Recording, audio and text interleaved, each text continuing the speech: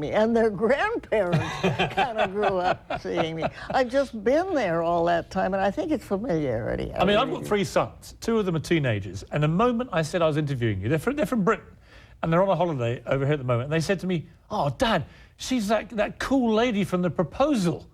Oh, immediately. Really? Yes. Oh, I couldn't believe it. Well, please give them my love. I will. Well, I'm keeping you away from the oldest. He's 18. Oh, well.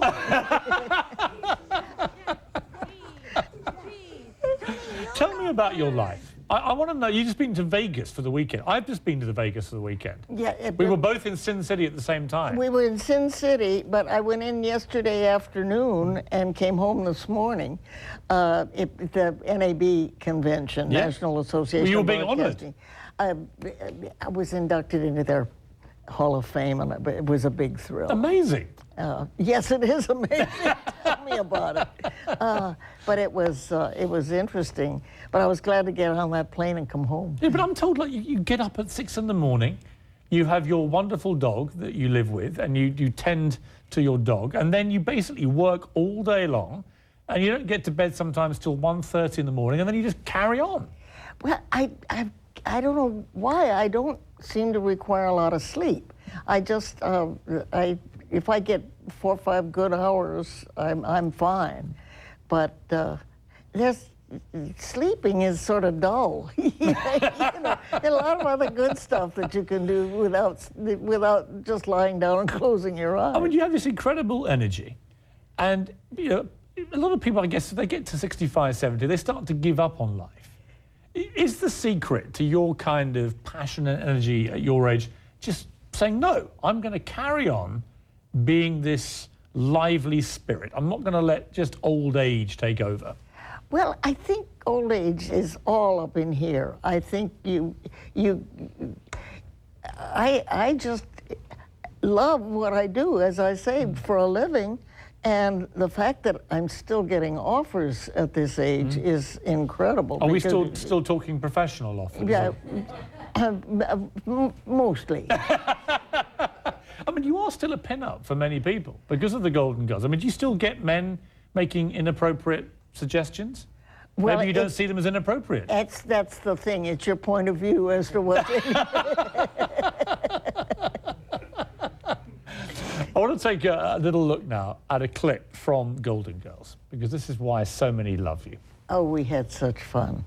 You know what I don't understand? I don't understand why he sent you flowers at all. I mean, 2 days ago you hated each other. And you know what else I don't understand? I don't understand how 2 people who go off to a business meeting end up in bed together. And you know what else I don't understand? I don't understand why you didn't tell him this morning exactly how you felt. Is that it, Rose? I mean, are you finished, or is there something else that you don't understand? Well, actually, there is. I don't understand how a thermos keeps things both hot and cold. Now, my first thought, looking at yourself there, is, are you wearing the same top that you were wearing then? And if so, how old is that top? Oh, it's probably like the rest of my wardrobe. It's probably ancient. Oh, I still wear stuff that I wore on Mary Tyler Moore.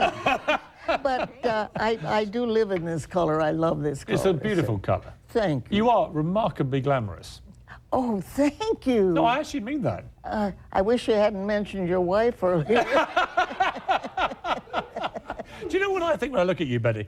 I see somebody who has not been surgically enhanced. I see natural beauty.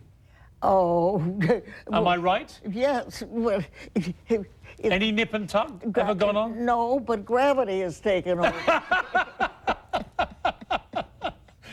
Let's take a little break. I need to calm down. I'm getting a bit flustered here. When we come back, I want to play a clip from somebody, another male admirer. I think you're going to like this. Okay. One of the many male admirers. All right. There's a big queue of this, Betty. And I just love Betty so much. She's such a terrific woman. Oh, is that...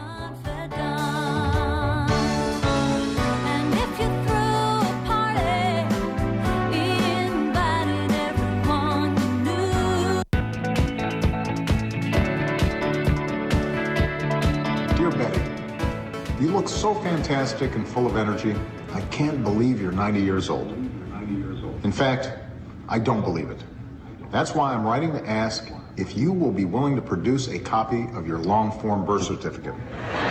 Thanks, and happy birthday, no matter how old you are. President Obama on a birthday joke for Betty White, who is back with me exclusively. What a moment. The President of the United States penning you a special joke, as it turned out, for your birthday. And we had nothing. We didn't know about it till it came out. That was all done back in Washington. I was so thrilled. I really was. I just couldn't believe it. Can you believe the way your life has gone, Betty? No. I mean, when you think back, you came to Los Angeles back, you know, in the Great Depression. You were 2 years old originally when you first came here. Year and a half. I mean, amazing. I mean, That to was see a couple what's of happened centuries since. ago. If you could have imagined the way your life was going to go. Crazy, yeah? And in the middle of all that, there was the love of my life. I had Yeah. 18 wonderful years with Alan Ludden.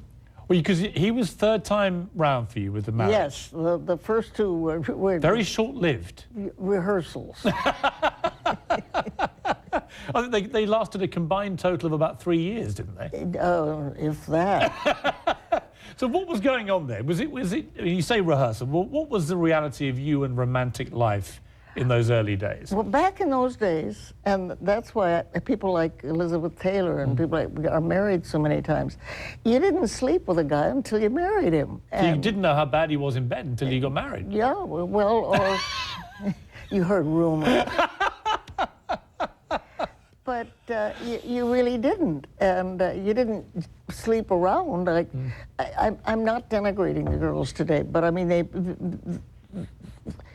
it's a different set of morals. You know, they just so if you were interested enough, you got married, and then you thought, what have I done? Oh my goodness, this was not how I planned it. So when Alan came along, it must have been great for you that third time round, you finally found the guy who you genuinely love. This was the love of your life, right? Love of my life completely, but I was so smart. I kept saying, no, I won't move to New York. No, I won't leave California. No, I won't marry you.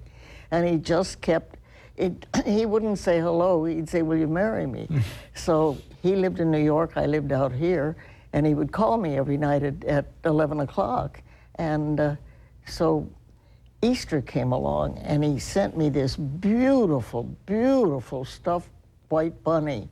And it had diamond and ruby earrings on its ears. And the card said, please say yes.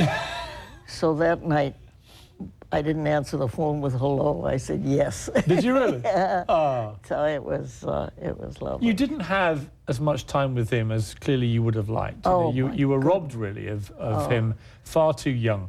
Oh, far too young. Ever since that day, have you ever even really looked at another man, or was that for you? Was that it?